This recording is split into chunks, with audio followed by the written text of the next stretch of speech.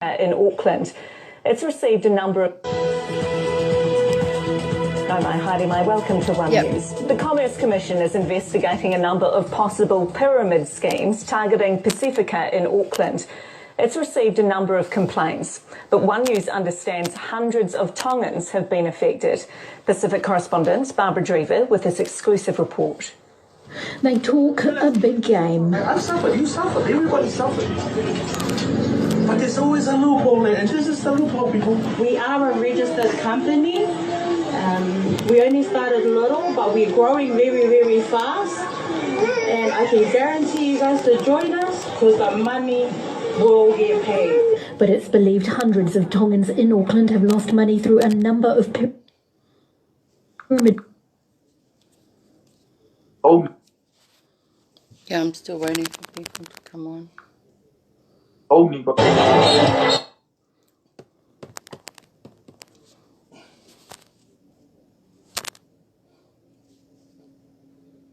Yep.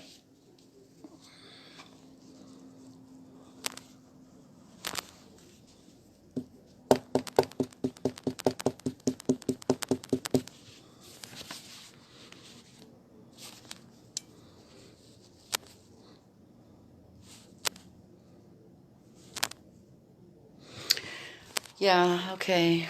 Yeah, people coming on now. Io tauki. Hi Tome. How are you? Ofat ka te koe. Thank you for joining me tonight.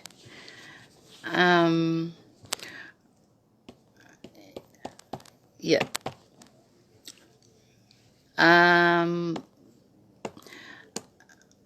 Koe ki live koe ni, koe koe nau whi maupe ke tau ki tala noa, kau ke uhinga e li paanga e. Teu ki lea pe whakapalangi, ko inga ko ilo pe o ke kau muli, o ku nausi kau mai ke li paanga ko e ni. Ki New Zealand ni, ko fia o what kakalo pa mo Amelia Mafu ka lo tome malo mo sisio mai me Amerika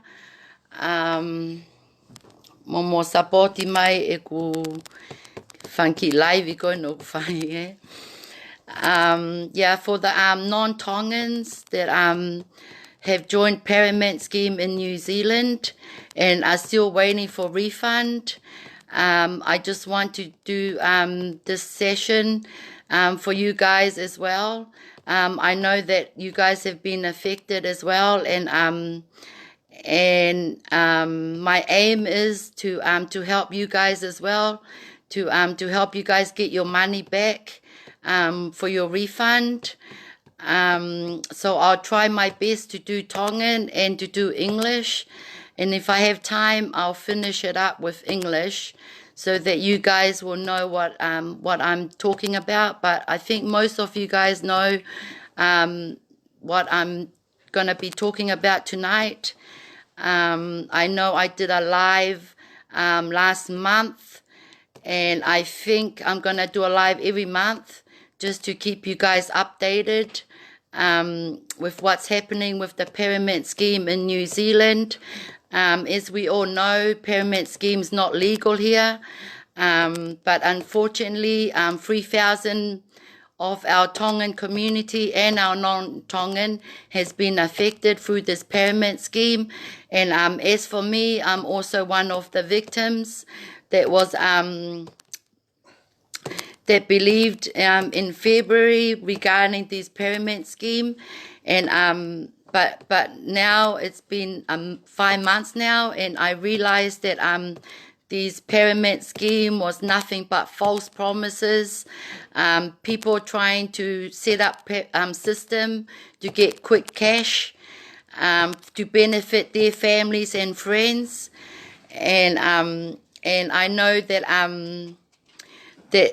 these 3,000 people that are affected in New Zealand and in Tonga, they're the victims because people were just using money to pay out their families. Yeah, so just hang on there. I will do Tongan and then I will do English. Koe ko ulaki tuka whakamalo ke o tua, ko uinga, ko ne ngahi ofa ko toa pe, une whai mai ke tau mo ui, o tau au sia e whiawhi ko e ni. Pa ko fia, pa ko tui, ko ki laivi ko e ni, ko uinga pe, ko whetokonia, tuka ko mau tolu ka kai tonga, na mo lipa anga, me ti sema, o a umai ke ahoni, pa mo ke tali vahe. O koe ke uhinga koe tali vahe, o mou kei tali ke unga ke whakafoki mai o mou paanga le sisita, na mou tuku atu ke ungai kulupu ko e ni, Koe ngau live atu koe he last month, koe kulupu e hi valu, na kau mai ke ku lisi koe ni ke komresi, pea te ke whamatala tu pe kak mou tolu, ke mou sio mai, ke ungai kulupu koe ni o na mou kau ki ai, Aia koe kulupu koe ni nau le sisita uia ki ai, o totongi e ku paanga ka nau tolu, panai kamata e ku launga, ke komresi I Februeli, he uhinga ai li paanga, na kawai koe tokotaha koe ni, na ne whotue li paanga ko liwa manu, Liwa manu, ai ko nau ne oni koe na haamonga takeaway, na kamata e ulaunga I Februeli, he Commerce. Ai ko liwa manu ia ko LM2 Limited, o ne one Whalekoloa, pa ne one Construction Company ko LM2, pa na whai e tau le sisita, ai kulupu koe na liwa manu, ke Whalekoloa take away a liwa manu, Pea na e whai whaunga ko ia, ko e tau le sisita tolunge au, pa ne wahe mai tau tolu e ose aho mahalo ko e aho e taha nima, mahalo na ne tuku mai, pa na ne tala mai te tau wahe lewa tā polo, pe ko e tua wha e tau wahe, pa ko e au ke aho ni liwa manu, o ka pau ke sio mai, ko e ngahi lisien e kakai, na e hanga I liwa manu, o tuku ke nau tali wahe, he nau paanga e tolu nge au, na e palo mesi ma liwa manu ki ai, Ai, ko liwa manu, ko toko tolu nge au weni, o mau whakailo aki koe taha kilu wa mano, Mo komresi, ke totongi mai mau paanga, taki tolu nge au, ai toko tolu nge au ko e ni, ai kakai tonga, pa mo kakai muli, na ke hango tuku mai mau tolu me Februeli, o au mai ki suneni, o te keipe ke tokanga mai ko ia, o whai mai hao te tokanga mai kak mau tolu, na e ngoto ho waka, he whaunga he kākā, mo e loi, pa mo e ngahi mea ko toa pe ko ia, Aia lio manu, ko pau ke sio mai, o kike te whema ke tā mai ka te au, o telefoni mai ka te au, ko mea whai, ko nofo tali, ki a te tohe komres, alo interview mo nau tolu, pa ke whamatala lewa, Whakamatala lewa, pa ko kole atu ke kulupu koe na liwa manu, ai toko tolu nge au koe ni, mo toko ni mange au, mo ki toko ni mai ka te au, O te mo nope mo tolu ia o si o peke u update mo ngai mea koe ni, mo hu mai ki loto. Mo hu mai ki loto o share e ku live, pa mo hu mai ki loto o whaia mo ngā au, o toko ni mai ka te au. Ui ngā o ka pau e mau e tau paanga koe no tau whakailoa ka liwa manu, mahal ko au pete mau e taki lua mano, Ui ngā o koe ke mo whai mo tola mo ngā au, o koe ke mo ki o mo tolo tā ka liwa manu pete mo o ase atu ki ai ke si o mai ka mo tolu. Ke mo maho mo tolu nge au, Ko e te me taha ko kolat ka mo tolu koe na kau tō ngā, o te mo wiri fia ke mo hu mai ka te au, ke whaiha tau tokoni whakataha, ko i ngā pe ko sio atu o mo wiri fia, o ngā ko mo pehe koe na kau ulu I wheke koe na mo kau koe ki ai, o ka pau te mo kau mai mo tione ke te maha mo refani. Ko ai pe ke mahinot ka mo tolu koe na uli paanga, ke te ate kakai ko niha mo paanga.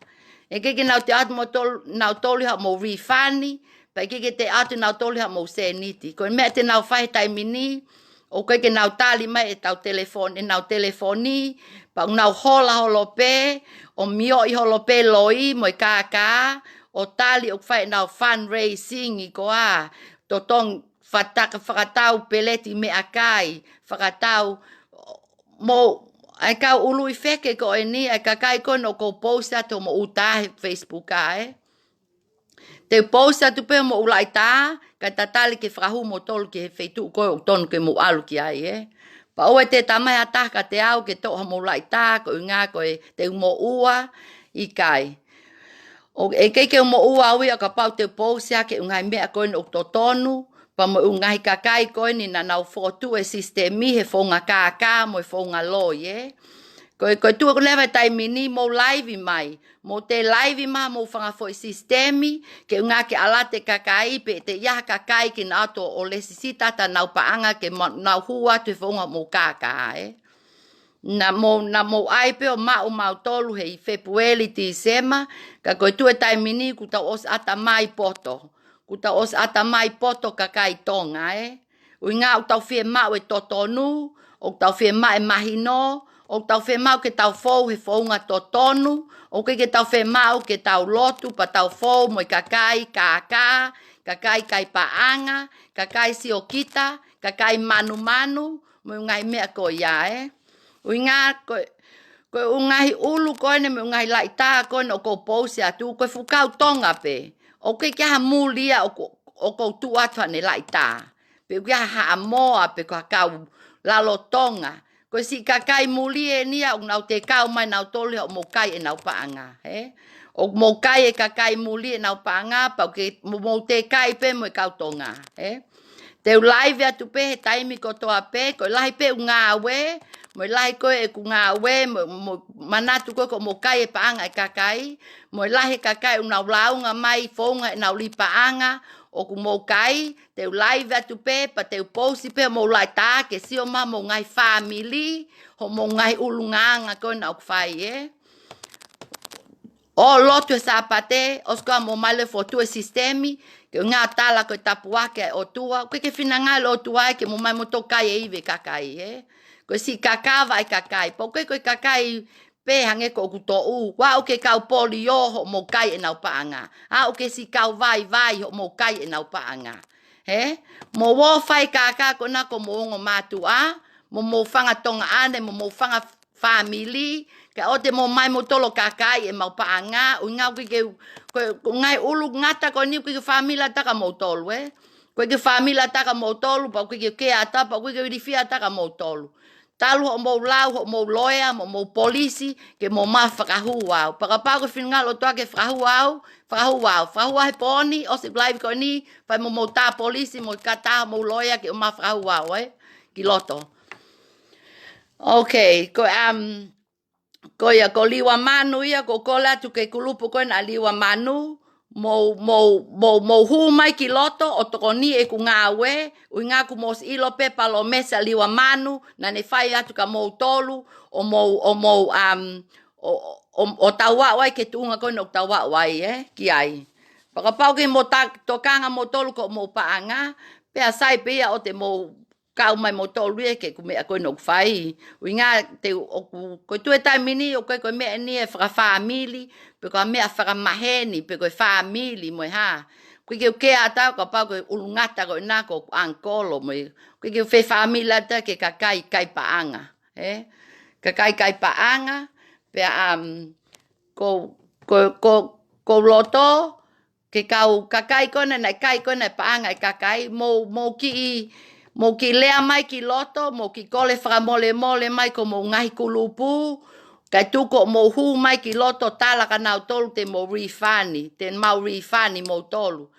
O te mo te tui mo tolu ke ngai kulupu koe na mo hua te kau et meni o tala mo refani at mo tolu, e keke hoka refani ya. Ko tui e keke nau refani nau tolu mo tolu. Pa o te mo wilifia mo tolu ya o ke si kakai ova mo kakai ko ya o ku ya pe fonga ke mo mawa mo refani o kai pe fonga ke mo mawa mo refani ko fonga ni te mo mawa mo refani o kai ko fonga ya ke mo tali mo tolu ke kakai ko ni ko na mo kai ho mo paanga ko fonga te mo fai te mo apply lever ke tau office ko na ko small claims tribunal pa koe nau whika, koe noa walu no noa, ua o no walu, fitu walu fitu. Te mou tā lewa ka nau tolu, pa te mou lava peo apply online, ke mo wo hopo mo kakai koe na uinga, koe hopo koe ni o ngata pe me tahaafe ke tolu mano. Koe kakai koe na ku nau mole nau taha mano mo nau ni maafe, te mo lava pe o mau mo small claim, ke mo wo hopo mo kakai koe na, koe ngā ke o ku vave pe. Ko a wia ko ala small claim ke kua mano, he? Uinga te whenga lewa foi kakaya ko ia ke nau totong ma nau tōk seni ti, a mele hea mo, hei miss hea mo nau tolu. Ka koe ku ai atu, o te mo tui mo tol ke kau rifani koe na, mo to ave nau tol ke fale hopo. Koe fale hopo pe koe no taha pe ia. Fai mo claim mai ho mo seni ti, pa fai mo nau tā mai ho mo paanga. Ai kakai koe nau mo fe mau rifani. Ngā koe mahina ene nima mo tali rifani, te mo tali rifani pe mo tole. O se tauni, o se tau kahau, mahalo vavangi whakahui e kakai koe ni ulungata koe ni ke plisone, te mo kei tali rifani pe mo tolu. Ai ko suggest ka mo tolu, mo tā ke small claim, he Tribiro New Zealand claim, koe noa walu no noa, ua o no walu, fitu walu fitu. Pa te mo lava leva o ai leva mo claimi, koe risiti pe unau whea mau, pa mo ki whakamatala, pa pau te mo wohe ko mo loea, o whai ka mo e tokona pe loea ke whai mo ungai tohi, pa te mo lava pe apply online, o te totongi pe ki small fees, ka unga ke taki mai kakai ko niki loto, ke mo whai mo ki hopo, he ki whale hopo pe i kolo, te mo magu o si ilo pe, ka pau te iaha information o mo whea mau, ke utokone atu ke mo claimi mai ho mo whanki rifani ko ni, ai paanga koe ni, ai kakai koe ni, o ku osi mea i pe, o ku tokolahi kakai, o ku nau mole na wono afe, o ku tokolahi pe kakai koe taha mano, pa te mo lava po claim, moe taha afe, moe wafe, moe tolu afe, mo claim, koe mea pe ke mo mahino ka mo tolu ku pau ke osi iai pe mo risiti, ke mo whai ako mo claimi ko e ni, Sang, o te mo loto si i mo tolu, mo whai, o si ai pe u wheitu, ke ta wō ki ai, ko New Zealand koe ko tonga, o kai pe wheitu ke ta wō ki ai, o whai e tau complaini, pa iai pe wheitu ke ta wō ave kakai ko e ni, ke nau mo sio mata mo nau tolu, pa te nau ilo leva, e nau mea koe whai, ke o te nau te whai whonga kā ko e ni, Iyo, koe, ki mea peia ke utoko ne atu ko mo rifani, Mo whetutaki mai lewa ke te atua information ka mo tolu, he website te mo o ki ai ke aha mo claim i koe na he small claim tribunal, koe whale hopu ia New Zealand, ke paanga koe na e kakai mole he tahafe ke tolmano, o ngata pe tolmano, ki whale e claim i koe ni, ai tribunal koe ni, Ok, koe te kulupe taha nau te kau ke ai koe lele vave, Koe lele vave, koe kulupu a melehea, o ku mali pa moe whaiwhekau, malpe koe whaiwhekau, tau ai pe koe whaiwhekau, Whaiwhekau hei miss hea, pa mo melehea, na whokotu e kulupu koe ni i January, he tauni, whonga he maulesi sita taha afe, ke fo isea e taha, pea na osi ilo na osi ai kakai malo i tahafe wangeau, na ashu ke kulupu koe na lele vave, ai aku osi ova e taha miliona, Pa mau whai atu pe mau lili, osi pe foi toko te awia pe toko fia, tamai melehea ko ngote mau waka mau tolu. Ai ale koe whehu i lewa e ka melehea, ko whea lewa hiwa mano ia kakai koe ni, Ko whea hiwa mano ai kakai koe ni na ilesisita tahafe at ka te koe melehea. Pana keke whaha wahe, ai malu koe aluko ia o alukoe o wha container mo mali o ave ki hapai ki tonga ke wha ako mo api pake alewa ko whakatau veni whakatau veni ake paanga koe ia e ka amau tolu koe na maulesita tahawhi atu pa ko tu e tai mini o ke kei oni mai peka te au e ua mano ua mano 20,000 o kei oni mai pe melehea mo no mali ka te au na tātā me pe valuafe, ka koe ua mano o ko fia mau, pa ko mo waia mo nofu mo atali me lehea mo he mishea, o ngā te tau toksio tatori whale hopo Toksio tatori whale hopo o ku fu ko melehea, ko ia pe i New Zealand na le sisita tahaafe. Ko ngai kulupu koe na le sita pe me wange au, ke fitunge au ni manoa Melehea pe na le sisita tahaafe, ke ne kulupu a lele vave. Ko pago e mea tatau pe ke lele vave, ko sio ko au pe, o ko hanga o whei ngā i a lele vave, ke ilo e melehea tu unga kou i ai mo tau tolu.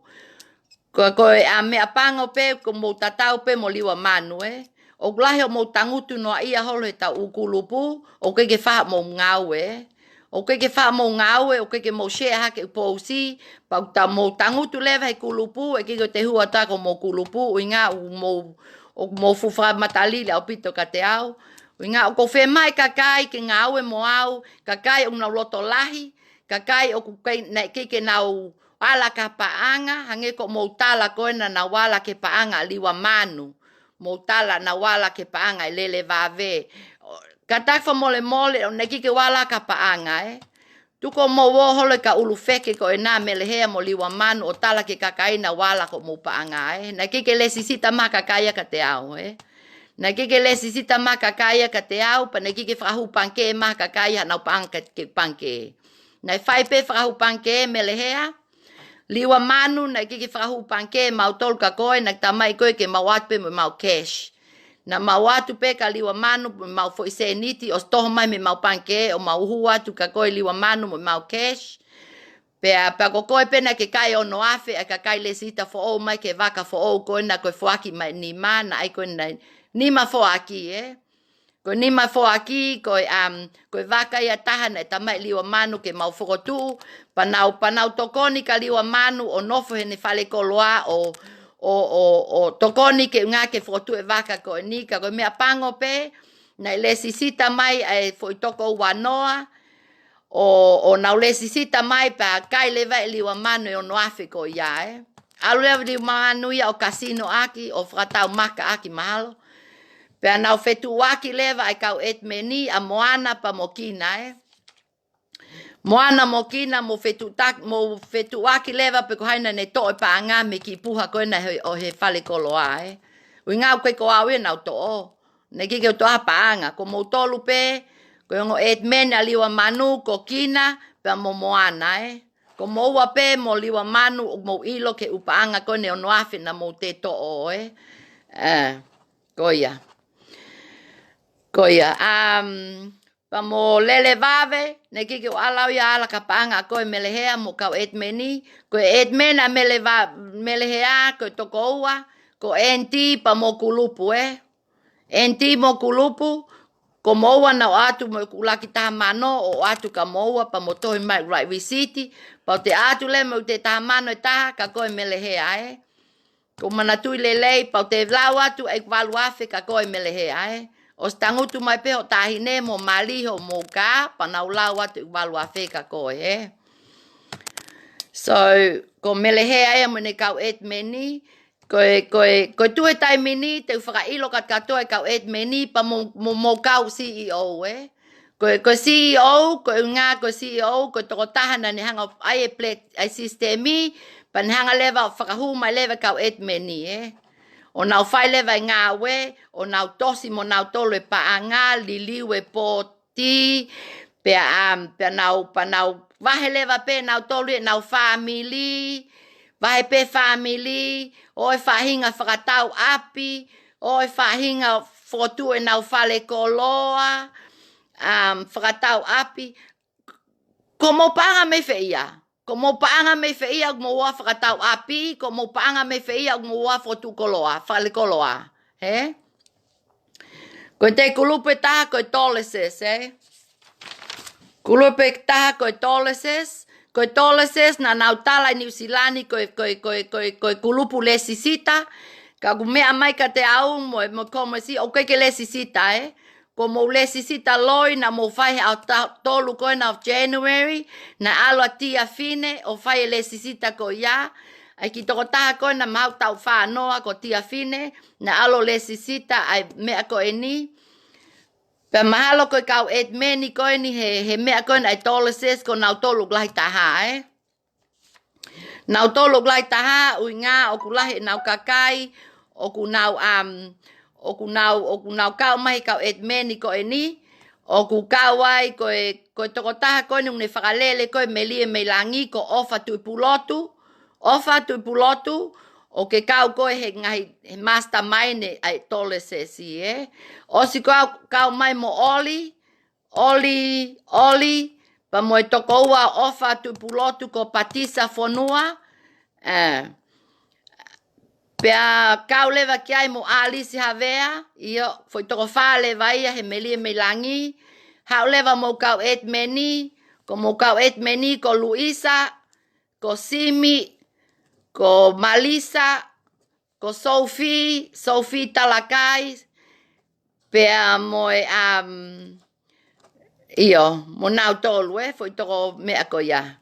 Koe tole se si, koe fukulupu toko lahi ia, e nau kau et meni, pa ku kaua tole se he ungai kakai mei tonga, koe kulupu mau toko uangeau ni manoa e kakai mei tonga tapu, mei vavau, mei hapai, nai hanga e Luisa o le sisita mai si kakai ko ni he fonga he uangeau, pa ne tuku le vai au nau ngoto, he ne tohi pankei tonga, o ku oshange pule angau frozen, ko Luisa o ku oshola me New Zealandi, ko pau ke sio mai Luisa, i o sai hola holo pe New Zealandi, e kumi pe koe komo e simo kau polisi o whakahu Alu ko hola me mono api nofo anga I papatoe, pa ke hola koe me iai, pa ke hola lo koe ia, ka si tuku e koe ia kau vai hapai mo tonga tapu, o nau ngoto nau tolo ngai ahoni Ngoto nau tolu ke alu ko ia o kai e nau panga o alu ko fe mali aki e upanga e kakai ko ia Koe tole se si o ku tuku o ku mou ko osfano o mo whakatau api mena riwa pa o ke wha mo ngā ue ko whatonga e kakai ko e ni o ke ka nau ngā ue ko nau mea whai ko nofo pe online o whakatau product pe online o kiki ia nau ngau en tō full time mo mea. Ko nau mea whai ko opo tosi hole products, pa opo kakai hole kakai, pa nau set up pe nau ki sistemi whakawhamili pe. Ko kulupu ko nai tola se si, ko ki kulupu ko ni mahalo pe o nau lele whakawhamili pe. Na nau lele whakawhamili pe, ui ngā ko ofa, tui pulotu, ko no toko wā, ko patisa fonua, pa ko Sophie, ko ne onki nisi, ko liva pea mo tia fine, onki tamaiki ko ia, ko nisi a Sophie, Mo koe kau ulu ngata ko e nā, o ku nau toi holo, mo hu mai ke ulaivi, o kamata lewa mo tala noa, Mo kamata lewa mo tala noa, pa mo uingana ma os ate taimi ka mo tolu ke uinga ke mo live mai ungai taimi koe o puhi mai o mo veve puhi mai o mo pe ko tapuaki me o tua tala mai kakai mo ma le sisita o mo fitu ngiao ni manoa ko inga pete mo vahe ahu wataha ho mo taha mano pa mo o mai kakai e toko ua ke mo mau ungai sistemiko ya ko malo ia o mo ke vivi o mo ko malo ia mo lava mohe kai ka mo kai pa anga mo tokanga ko mo mohe poli na fai ko atata fana ta mo tolu o nga ko ka muli o na fe ma pe totonu ko nga ko ita pe ka muli ko na fa po uli ya E ke nau te tokanga na topi ave na toki please on pe fai me mo tokanga leva fai mo ngā ue pakapau ke ka mo paanga ke mo refani mai si kakai ko no nofa to mo ungai kulupu pa mo lea mai mo oni mo tala mai ka nau tolu ke ta mo paanga mo lea mai fra mole o te mo te tali mo to na fra mole mai ka mo tolu ko tau aim tai mini ko tau fe mau ke ave kakai ko ini ki please one. O tau fe mau ke hu mai commerce o prosecute ai ukakai ko toa pe ai ungai ulu ngata ko eni mo na ungai kakai ngā au kau et meni. Ui ngā ku popo i pe kau et meni e nau kau kai ko eni o nau he ai pe mo kau et meni e nau fonga kaka. Mo tokanga leva, mo ai leva mo ho mo e ka, pe mo ai ho mo ho mo e ka, pa mo wo leva tutu e ngai pepa au tutu, pa mo tutu mo ngai computer, ui ngā ku os asi pe mo ngai tā ko toa pe komresi, Pe koe taimi kok fe mai komresi ke moango interview, pa mo wo interview, Mo wo interview, ke mo tala leva ho mo totonu, pa mo fai leva mo launga ka mau tolu, ui ngā o ke mau mo ua mau tolu ai kakai koe na kau he lipa anga. Ko ngā ko mo tolu na mo mai o set up e sistemi, ho mo ilo o ke tale a lipa anga ni usila pa mo set up e sistemi. O te mo tala mo to te mau mo ua, he ke mau mo ua mau tolu. O kufu toko lahi kakai e te nau mo ua, o lakan ke comres ke whakahua toko whanoa, he whakahua toko tolu a whe, Koe mahi no pe ia, Ia. O te mo wha lea mai loi mo kaka, Ka mau tolu. Ui ngā, o iai peo mau ata mai, pa iai peo mau ata mai ke mau ilo mea totonu ke whai, pa mo mau ilo mea totonu ke mo woki ai, Ke mo woki ai. Koe tau tu koe tai mini ia, o whe mai komresi ke tau laka, Koe ni naus whe tu taki ma Barbara Denver, te alu leva kau atu he niusi, te interview leva mo Barbara Denver, ngā ke interview wau mo ia, pa te kau atu breakfast show koe na Indira, pa mo ne kau timi koe na he breakfast show, te alu leva kau mai he niusi, ko whe mau hamuli, pe ka tahatonga pe ke ha whakapalangi, ka whakatonga pe te whakatonga whakapalangi, whe maho i toko oa, ke mahu ke TV, ke tau interview ai, ha taha pe uloto toa, ke uinga ke tokoni mai ka te au, Whakapau ki ka taha uloto toa, sai pe la pa whakapalangi, whakatonga mai TV, everything's good,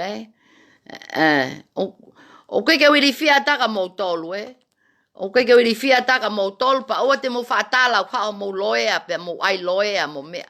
Koe no taha pe mo oke komresi. Mo oke komresi, ke ngā ke whakahua pe mo tole mo meniti pe ko ia, Ke no leva ngau e komresi, he kumi holo mo tolu. Mo pe ke komresi, o whaika mo whakailo, o ka pau o ko mo pehe, o mo ma, he pousa to mo ulaita.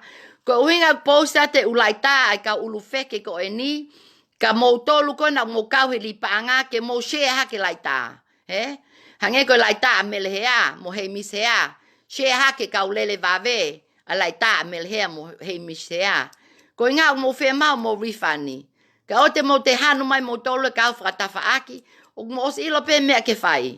O mo share pousi, ke unga ke vilo e pousi, ke alu atu, ke tau atu, ka nau tolu, ke nau ilo e nau family, ilo e nau family, e nau mea whai, pa nau ilo e nau family, ko e whakatau api, a nau tolu na e whaunga he lipa anga mo mea.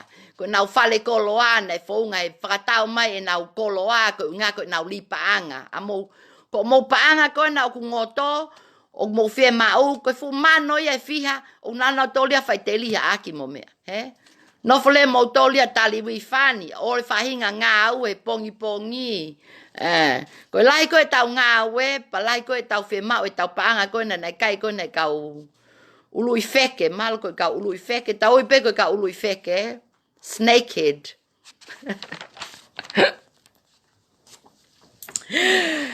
Okay, Ose aliwa manu, osi mo melehea, ko melehea ko ne foi sistemi ko ne vaka e tolu, Na e kamata melehea he taha awhe, kamata melehea he ni mange au, pe te lela melehea o pe mai ne le sisita ke tola e te au, Ko e mal ko tua melehea he tai mini, mau toi pe ke mate, O ngā ata mai ko via, o ngā ko lahi kai ko e paanga e kakai.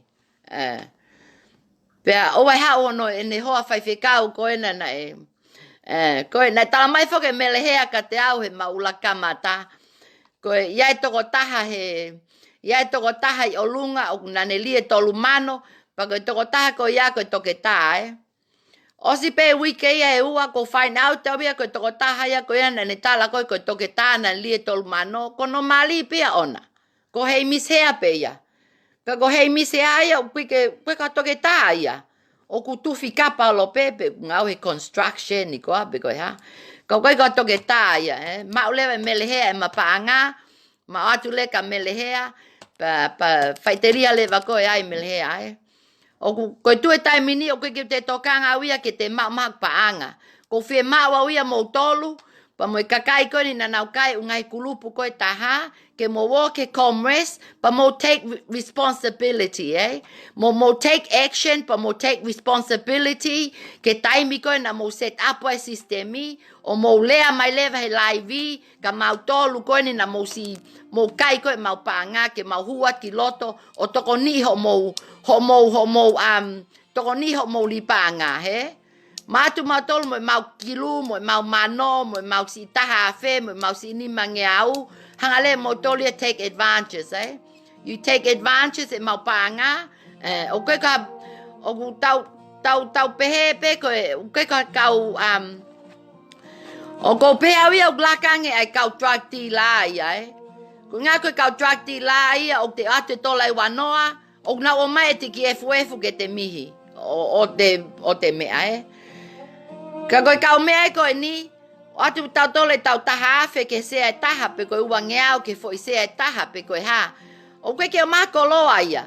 O koe ke maha koloa ia pa o koe ke o mai nau tolu iha te mea ke te pehe na te whakatau ha mea. Hala, foi o atu noa pe mau paanga, mole mo tolu iha whetakai ako vahe o mo family, mo whanga friend, mo ngai mea koe ia. Pa koe au pe koe ke foi li meti ko mo whe mau, Ka pau na mo fie mau e melehea taha miliona, Tala leva, mai leva e melehea ko ngoto e waka ia. Ngoto e waka ia pe mawa o mai ke tai mini a melehea.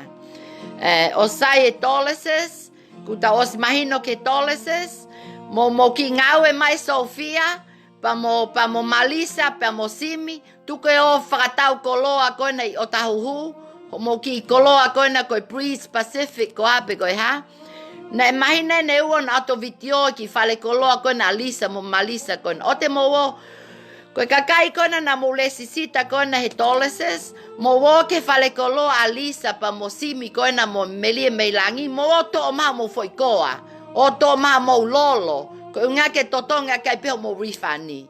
Tau pepe mo fai te li he whale koloa, mo o to o mai mo koloa, mo kai haasi mai na ukoloa koe unga na nau to o mo paanga, Na nau kai ho mo paanga, os ko nau nofo leva Malisa ia mo nofo leva Malisa ia mo Simi o fai na foi tangutu beautiful nga na fale koloa ko na whakalele, Mo nofo peo et meni ke tolu se si o kai le sisita e kakai me February mo January pa mo seti fale koloa le mo waia I me, Nei whakalela mo whale koloa I me. Anga whewhe ia. Anga whewhe ho mo mau paanga ke mo seti whale koloa pehe. Tuke mioi hole kākā mo I loi. Mei wawe pe a te komeso tapuni o mo whale koloa ko nae. Tapuni ai pe mo melie mei langi a ofa tui pulotu. Ofa tui pulotu. Ko mana tui po whahau mo ki video, mo ki telefoni o whaita ia wala tu kona ke melie mei langi. Sai pe ko mei take a te kakai ha mau laka, ke tau ki laka he melie mei langi tua, ke tuke ki ilifia ma ofa.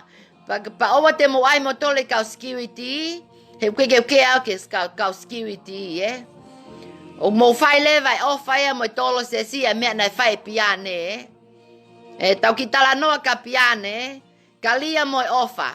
Mahalo peko kulupu ia piane, ka ala I a, ka lia o e ofa. Mahalo peko ne kulupu ia piane mafileo. Piane mafileo. Ko kolat ka te koe, o te wha live mai, o tala mai, o keke o te live atu, inga na iai ho loea mo mea. O te ke maha o tohi ma loea, pa o te ke maha launga mai ma polisi, tuko alo manipulate ata mai e kakai ho mo hokulupu alo ko whakatau api ake paanga e kakai ko whanau e whankita mai ki koina na nofo koina a koe koina mo ofisi o mo whae money laundering i hoki whanau koina mai toko wha na ke taki pena au tolu ke na wo whae money laundering o te ke whaalea mai ka te au piane mawhileo, ui ngā o ki kau taime a koe ka koe. Na os telefonat mo koe, pa koe ko te whaingat ka te koe ki te tali mai ko telefoni Whainga lewa koe no tāpea piane mawhileo, taki o whanau, mo wo ke komresi, o mo wo interview mo nau tolu O te ke whaalea mai ka te au, ui ngā o ke ataka koe piane mawhileo. Okay? Pako whanonga o ke ova. O ke ova New Zealandi, e piane mawhileo. O ka pau ke ova, tau ke fukovi au pito, Ho hao whotu mea ke kakai tō ngā, osiko ia ku ke kape mai ke si kakai tō ngā. Ko whia koe taimini, piane mawhileo. O ke te kape hu mai ki lotoni ke glaivi, o tala mai ho loto.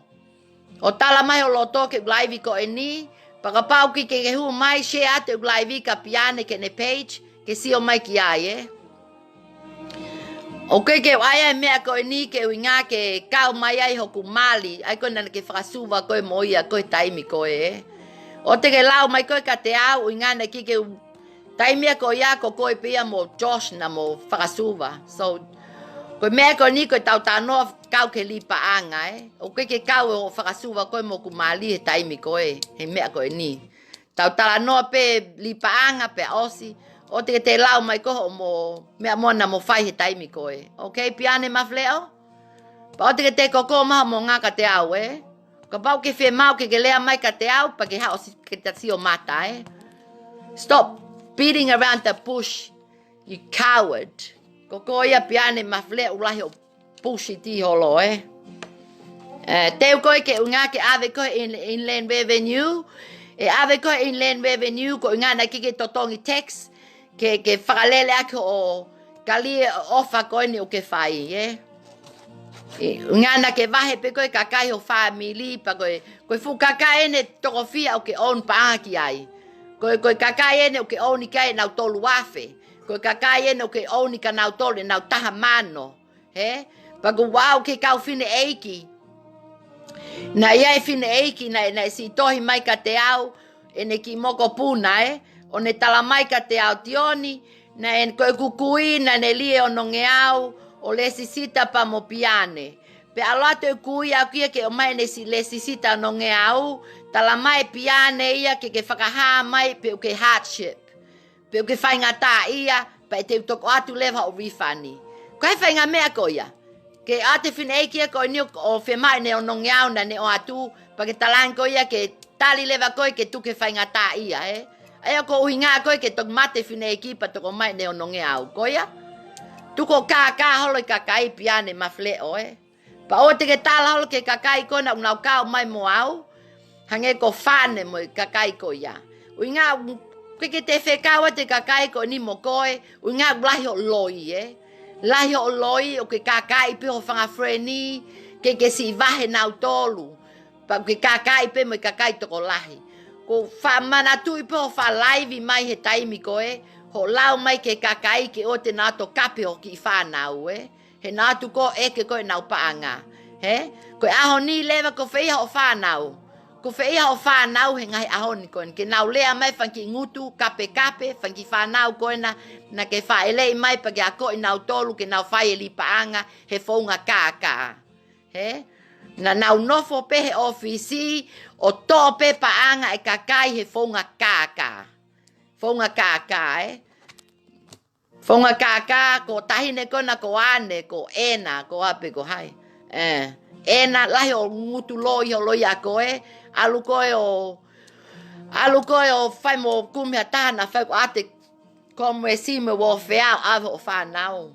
E ave o whanau, e ave mo o whae, ave mo whanga toko ua mo kakai kona na mo et meni kona ko mo fa o te mo te kape mai ke kakai mo ni pe kakai ia o na fie mau na tole na paanga o ku mau fie mau tole e mau refani pa mau fie mau e mau paanga le sisita e ke hanga ai hataha ke nga ke hao kai ha ase aku wa mano ko paanga ia aku no ala hela ia no nga o ke mo ku mali ke ulota ke pahange pe ko mo tolu o kai ko wa mano ni mange au mo taha afe bo mo ki tolu nge au ko nga ko si paanga mo wivi ko si kakai tonga na mo wa ke mo kaka si kakai tonga na masiva ko ja na si me ang ma i tonga mo kaka i na tolu tau ke kau vai mo me ko ite ko mo kaka i kau vai he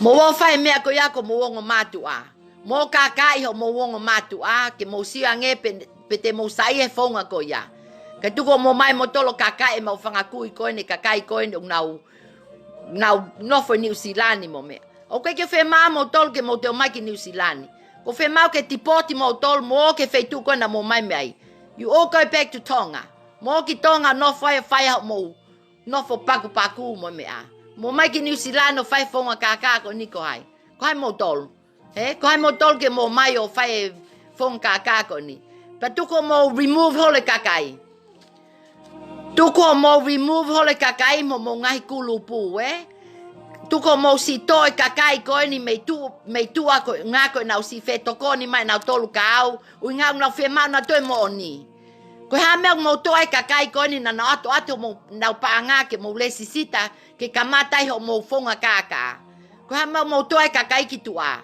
ko nga ko na fe le atu na tole mo ni la fe eka tu na tolu ka mo tolu ko fe na pa nga ko ha me mo lo ya ke kakai tali ke mo o refani tali ke mo wo fai o mo hula ke refani ko fe ia pa anga le sisita kakai o ka pa ne ki ke fa mo vahe ko fe ia leva pa anga le sisita kakai na tonu ke mo wo si lava pe o refani kakai e pa anga kona na le sisita ka mo tolu ko mo ni pe ia me le hea ko fe hiva mano ia kakai na ke hanga ko ia tu usi mau tolu mo le sisita ta fe ko feia paanga e kai lesi sita na ke te li mau tolu ke vaka kona ni mangeao mau ngoto ai e kakai e fia ngeao ngoto ai me se aku e wanoa mahalo mo tala peka te au o tatali tioni te tok asimahi ngoa he poti ko te tok asimahi ngoa he poti ko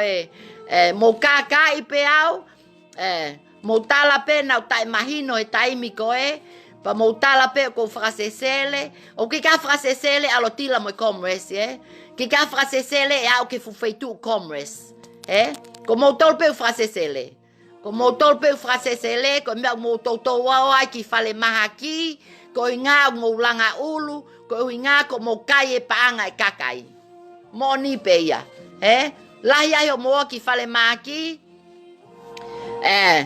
tau hoka tu leva ke kulupu o se kulupe tolu o saliwa manu o si mo lele vave o si mo kulupu toleses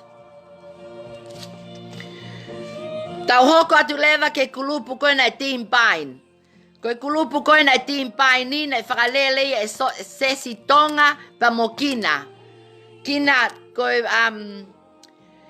koe na whakalele naua pa mo pa fotu leva e sione havasi e sistemiko ni sione avasi ulahi o mami o takai holo pa tuku alo mui hola mele hea mo ne fonga kaka tuku alo mio hola mele hea o te fotu tokoni kai ke fotu ne sistemi o nga ko kau kokola ke kaka ko no ke mui holo ka mele hea e kau falo ko na mele hea ko ha mo ke mui ai ka mele hea kumo si ilo pe kaka fai melea ka mo ke mui pe melea aina fai mo hange ko ne mui ko na kaka ko na Eseta Smith ko ka palo fita ko mo tolia melea tau pe ko fia Eseta Smith to ro melea ahon malo no fate frasesele atu Australia fale frasesele ma no fate pe ma os elo I don't know Ka ko Eseta Smith ko no toko wa ko melehea Mali mo fai fekau ko he misea. Pe ko toke tā ko he misea. Tau ui pe ko foi no taha pe ko ka ulu feke ka katoa pe. Ka ulu ngata. Ko ka ulu ngata tau ki tau ui pe nau tolu ko ka ulu ngata. Ka ulu ngata. Ko ia ko sesi pa mokina fai mo tuko mo mio I holo mo fundraising I ko na tala ko na mo wo hula pe whakatau peleti me akai. Whakatau peleti me akai mo mea. Oku mo te ope mo tolo whai pe mea koe nake ungake mo benefiti pe mo tolu ia. Tau mo wohulo ula mo whakatau peleti me akai o si oto mo kulupu o mo wahe mai nau tolu. Ko nau ke nofo peho mo kulupu e fu utoko wangeau koe nei loto. Te keike moha mo wa rifani nau tolu. Te keike hange mo wa rifani nau tolu. Ai si kakai koe na mo kulupu koe nei timpai ni. A sesi tonga pa mo kina Kau mo wa he mio I hole loi. O mo wa whakatau mea lele fo o holo mo heka holo mo wa mo mea lele fo o ka si whaka ofa si kakai Tuko o kai paanga hole kakai ke ma wa he mo mea lele fo o. Ma wa mo vala fo o. Mele hea alo vali ho no ulu lanu koko tai mini. Ko seti mea holo mo mea kau afi ko mo tolu ki ke mamo mea. Whaka paku ko mo tolu Kau paku toa pe. Mo paku toa pe. Pako ngai panga ko na mo kai. E keke foloa E keke foloa mo ngai panga ko na mo kai. E hanga o tua to ngai panga ko toa pe pe. No ta pe to mo ui pa osi. O te tala hole he misea o ku. O te tala hole misea. Koe ka mate o no mali a melehea koe foute. Koe ka fouti ako. Ka pai mate o mali, e mate pe o mali koe ngako ne fonga kaka. Koe iwi e kakai koe mea mate o mali. O te talo tala holo.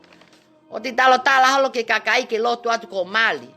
Ke lotu atu kakai ko mali koe hano inga. Pake alu koe a whainga ke tokoni, te totongi mai kakai koe nau. Nofo koe na moe nau. Moe nau paanga koe nau ke oni mai. Alu ko fa o container, he misea, alu ko fa o container. Pa alu lewa ho malia ko whakatau ho mo veni. Pa whakatau mai kuli ho mo ki tahi nefu tolu afi ki kuli ko ia. Pa tuke o whawhanga hole whanau mo e kaka he li paanga. Koe kakai koe whae ko ku poto mo e tamai ko o wha. O ku nao whakotu e na ki savingi. O ave ke nau whanau, ai e nau ki saving, Alu lewa piane ia pa mo melehea, o whawhanga ke na whanau e whaunga kaka. Alu lewa melehea ia o alu lewa melehea ia o whakotu lewa ene ki tahine, ke alu ki tahine ke ene Kiwi Bank mahalo, o toho ai ene open ene account, o lima lewa ukakai e na UVCT, o tala mai ko ki taine kon ko mele vaka na ke oskau mo ko he to paanga na ke alu ho ngo matua o open ho bank account pa ke alu leva saini o toho ta mano mo ua mano mo me iPhone li paanga mai ka kai me muli o mai ka ko ka leva ko ia he money laundering ki taine kon mele hea kon na live mai ko tangi mai ka te au ko nga ko ake ne ki lai ta ko ko ki lai ta mele vaka ki taina ko na mele hea ko ko lai ta ko inga ko ngo matua o na kai paanga pa na ke siope ke na kai paanga me po uli ke he fiafi mo morning pa ke siope ke alate kakai o lia te na paanga ho mo loto fale ho mo ki api ko ne otala so ai leva ke mahino leva ka ko mele hea mele vaka ka tu ko fe malua loi Tuko fe malua loi, pe os ilo pe fonga, na alatu pe mo kumali o la watu ku valu afe, ko koe na ke frauli ho mo mea lele pa na ke osi otonu pe, na ke osi otonu pe ku la watu ku valu afe, ko fa he veni So o te how don't come crying and live and things. Na fai ko ita ka te posa to like ta me le vaka Te posa to lai tā, te hapo wha mamahi koe, because ke pē koe au ka pau ke mamahi koe he ku posa to lai tā, Fefe e ku whanau ia aku ngau ngoi na waia ho hanga kai ho ngo matua e ku amano Kana kike le atu whanau a kue ka koi ho live mai. He ka me le vaka. So I suggest you mind your alo eke ko ngo matua pa ke tok live mai o tok tangi mai he live ka te au Ngau ke osianga pe koi kai paanga. Koia. Io, koe team pain, a mel a kina pe pa mo sesi tonga, mo ki wei mai o ngoua ko mo wa, pa mo tala kasione havasi ke fai mo hau mo ia, ke toko nat ka mo tolu, Ko mo tolu, o mo foi kau mo tole toko ni mai, Ko sione havasi, ko koe kina, ko koe sesi, ko koe lia, ko mo kau et menia, Na os atu pe taimi ka mo tolu, na ta os tala noa pe mo tolu, he mai na taha pa na os tuko te whainga mali e ka mo tolu, ai timpai ni, Ka mo whai pe mio I holo mo I kaka. Ko su neni, Ko su neni na ngoto pe mo waka I maasi. Maasi e peleli me sune. Ko mahina ne tolu mo I konga ho mo mio I hole loi. O te ke si vahe kakai ho mo kulupu, O au ke kakai ko nei tō ngā te ke mo wahe ai kakai ko ia. Tuke o holo mo kaka, pa tuke o holo lipstiki. Tuke o ela he mea lele, lipstiki, vali ulu. Hange ko melehea o ke vali ulu pe tai mini pa ke hao, pa ke mo pa vala lele ho ki tahi ne. Ko ngā pe ko ai pa mo maho mo teu mai mo lipstiki mai. Ke mo ilo ko foi lipstiki ko ya ko si via to tahana mo tolo kai na foi panga ko ya o ma wai mo lipstiki tu ko te ho ha ho lo mo ive kakai mo whakapiko na mo mai pe me tonga na mo wanga pe lu ho le pele pela mo keke maha me tonga mo to ko mai ke no toksu ete holo mo lipstiki matolu holo ko ha kai mo tolo kai mo tolo sai pe tau ki io tau foke atu ke kulupu leva a beautiful flower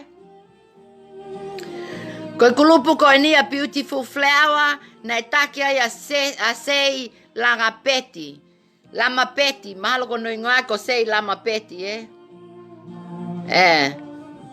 pa mo Penelope ko mo ki aya te live ko ni ka sei lampeti ke unga ke ala sei o totonge ne ka rifani ko kola ka ko sei tu ke whakatau ki limia ko ina ke hina I ho mata ke kakai alo fai ha ngau au nga ka tu ko whakatau ki limi ko ia ke hina ho mata ka si taka ule mata kakai ko na ke kai na upaanga ko ia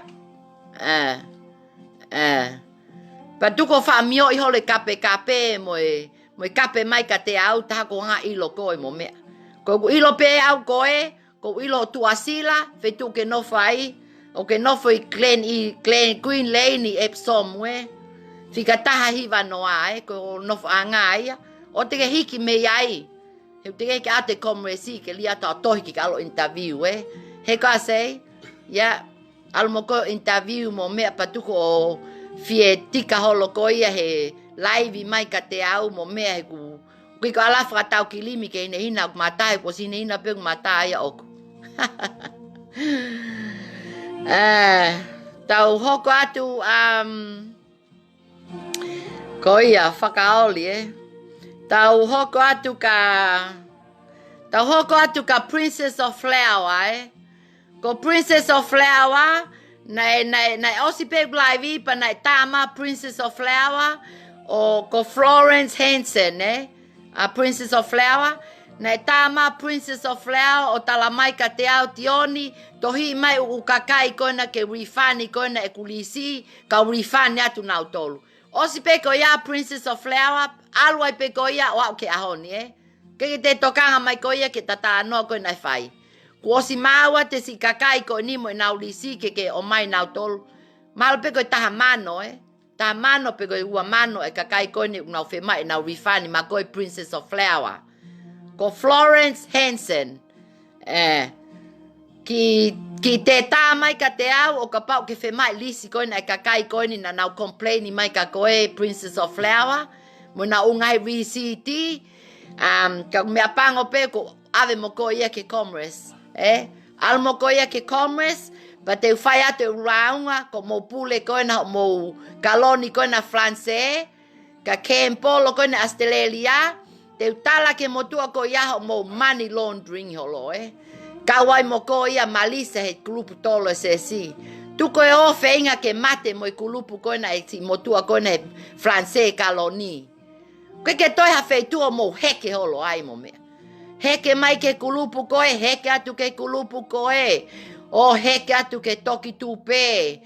E ukakai koe na asmole na upaanga koe na he lipaanga koe na lele vave pa mo liwa manu pa mo i kulupu tolo se si. Koe ha mau ke yo ahu wahe ungai kulupu koe na ukei lele. Ai kulupu koe na atilila koe na pa mo ofa pe mo ana fonua koe na mo mea. Mo ki tuko mo manu ka mo ki toka i mai ngā ue koe no ko whai ke ngā ke tau lele. Koe ki ha mo whakaukau mo taulia ke si kakai koe ni unga ngoto Ke peka mo taulia ke vahe ate tok tupe ho mo pa ngā mo mea. Ko lotu ke otua ke ngoto mo tok tupe O te maulele mai ka te au he taime ngoto e tok tupe He taime hanga e piketi o ke vahe mo tolu. O te mo te o mai o launga mai ka te au Na os peat peka mo tolu o te mo lesisita ha te lipaanga mo nofo pe ke komresi pa o te mo te o lesisita ha lipaanga o ngā koe whonga loi o ngai lipaanga ko ni. Tuko e sio ki taia mo manu.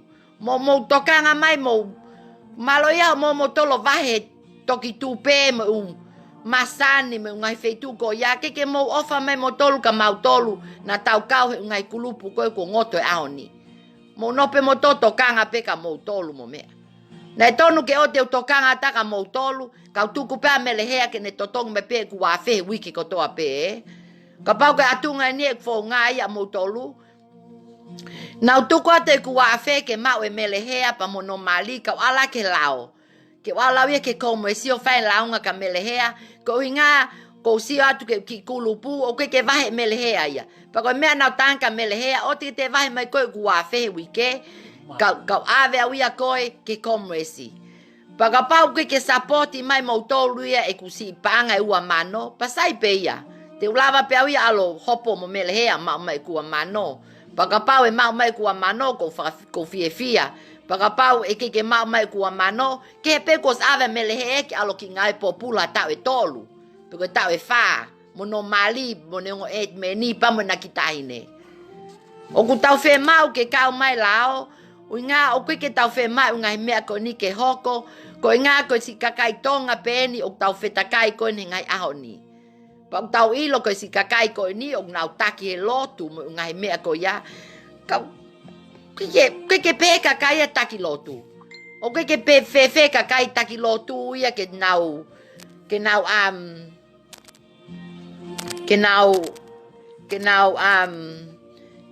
taki lotu nau tolu pa nau mai fai ngai fonga ko ni ke tau mo ui mo mea. Ko mamai au pito ko inga ko kau tonga pe no fai ngai unganga ko ni. O ke gasi mulia o ku Osko ya mo te o kai mo pa anga kau muli. Ko kulupu tole se si, ko fu kau mude ne toko te au ni mano lau nga mai ka mo tolu. Kau lalo tonga mo kau ha moa mo kau mauri mo me. Ko si kakai ko ni nos fe mana toke nau laka. Os fe mana toke nau laka kau muli ko ni, pa ko mo ila pe mau tole kau muli, o ke mau loto si mau tolu. Mau tolu mau fo pe mau tole fo ma totonu Kike mau ke atu mau tolu ia pe whakahu mau tolu mo mea. Pa o te mo wirifia mo tolu mo pe e ave mo tole komo e si o whakahu mo mea. I kai, e ke whakahu a taha ia tau tolu. Koe kakai koe whakahu koe ka ulu ngata koe nina nau kai ho mo paanga. Koe kakai ulak whakahu. Pa malo pe to whakahu tau tolu ia leita. Ka kuhange koe lau tau. Keke hange o tuaia ai ke tau tue noa o ngā una tau si sai pe tau tolu ia O te mo wirifia mo tolu, mo whenga lewa ke small clay mi ke taipiro ko ia ke mo rifani. Ho mo kipanga koe na mo tānaki lewa mo whanki kulupu, pa mo tāma leo ka te au, ka hanga ai mo tolu ke mo whai mo alo, mo o ke small claim, ke mau mai o mo seniti, ka ngata pe tolu mano, ta hafe pe ke tolu mano, pa mau mai lewa mo small claimi, pa te mo lava lewa fesi o whaki, pa mo kakai kona na nau kai kona mo paanga. Ka o te mo wirifia mo tolu, ko ilo pe ko o lahi kakai a mo tolu mo si ke nofo tafaaki, ka ko ilo pe o ka pau te mo sio ke ki live ko ni ke tokone atu ka mo tolu ke mo tuku ho mo rifani he tafaaki mo fai e mea mo lao pa te mo mau leva totonu mo mahi no pa mo oni ko mea tau fe mau ke tau mau e mo oni o tau fe mai mo oni ke nga ke te tau te ikuna pa tau nofo leva mo tau fanki family ku tau ilo leva e potu o ku yai ka ulungata ko ni te tau lava leva ke pompongi o ngā ue, pa tau fia, ko i ngā o ku nofo ka ulungata ko ni e feitu, o tonu ke nau nofo ai. Ka oua te tau hanga tau tō tuku nau tolu, ke nau ona tolo lipstiki mo nau teu beautifulu, pa nau na tolo kai he whale kai lelei. Nau tolo kai he whale kai lelei, nau whakatau wala lelei, nau tolu ke nau whānau, nau heka nau tolu he nau mea lele whakaofo ofa, nau nofo nau tolo nau api whakaofo ofa. Ko malo e lava e nau heka mea lele, nau wō teu, nau wō kai he whale kai, he iwi e kakai. Ko au e ki keu lava e au, ki keu lava alo whai whaunga ko ia. Pa oe tala holo na ia huk lipa anga na ki keu kawaha lipa anga pa na ki keu whotua huk lipa anga pe. Ki ke whai au e pere me ni ke alo fotu li paanga holo mo. Taki kulupu holo ange koe kakai koe nau kei mui holo ya mele hea koe. Mau e nau kulupu mo me. E ke te rifane te kakai ulu feke koe nio mo paanga. Ko talatu. E ke nau te rifane ato mo paanga. Mo ai leva mo ki ata mai ke mo poto. Ke ua ai ke hae kakai ko e ni, fuka ulu feke ko e ni, o ka ulu ngata ko e ni, o ai ho mo ui ke nau te o mai peo abuse, pe nau te mai peo manipulate o mo ui, ke mo aha ke pe pompongi o tali rifani. Ko ena na osanga o mai sistemi, o tala mai ka tau tolu ko investment. Ko investment ke tau huan ki loto, tau invest, ke maua tau mea lele, mau tau api, mau tau kahau lelei. Osi ko ya, awe ke ahoni, ko hai au tu lelei. Ko hai au ku tu lelei ahoni. Ko hai au heka mea lelei. Ko hai au whakatau ape ahoni. Ko hai au ku wala lelei. Ko hai au ku sai ene mea koto ape. Ko nau tolu ya, ko ka ulu feke ya nau tu lelei. Aina nau tala noa pe nau toka nau tolu. E nau set up e nau sistemi. Mo kai lelei pe mo tolu kai nu tolo pe whanau ia koe nai mole nau tamai mo nau whae nau paangaka mo tolu Kai nu tolo pe whanki tamai kia koe ni. Ko Februari nai whele kakai tonga nai kike mau. Na mo whanau pe ke niusi koe na nai whai mai. Nai si whele kakai nai kike mau hanau teu ngā ako ke nau whanau. Ko hi ngā ko mo tolu ia ave nau paanga. Pe nai si whele kakai nai kika nau mea kai. Ai si kakai ko ni mana tui lelei pe foi taimi ko ya. Ai si hanu mai ai kakai pau alu leva toko ni leva ke ki family ave te nga ako ai si family ko ya. Ko ave leva paanga leva ke ki family na nau si staka he kulupa liwa manu ke fatau ake nau me akai. O ku mea pango pe ku ke mo wa usia e ku mea nau feo holo mo ya Ui ngā ko mau tolu ia, mau sio pe mau tolu ka mau tolu, o kuike mau te sio mau toka kakai, o ke whai kai toko ni ko au pe, ko o si sio he fine eiki na nau tā mai, o si sio he kakai fine eiki na nau sio ko nau matai tonga, e nau si whaka ofa, nau si whaka ofa si kakai ko e ni. Ko hai mau tolu ke mau mai o kai e si iwe, si kakai peni soni New Zealand. Ke mohanga si ave nau ki benefiti, nau ki tole whaangeau ni manoa, mo nau ki paanga ko ia o mo kai e mo tole nau mo ui, pa ke mohanga e mo tole ia o anga nau paanga o mo sistemi koina na mo promote mai.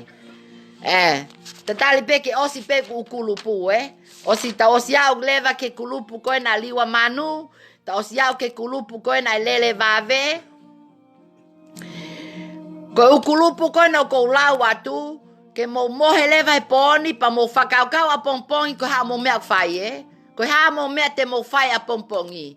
Te mo tāka tioni, ke unga ke mo apply ho mo refani, pe te mo te foki pe ke kulupu, ke te hanga pe kau ului wheke o loiaki mai mo tolu, Aia koe kulupu koe na liwa manu, LM2, kalasi koe na usio mek live mo whakaukau leva mo tolu ha mo mea koe ke whai.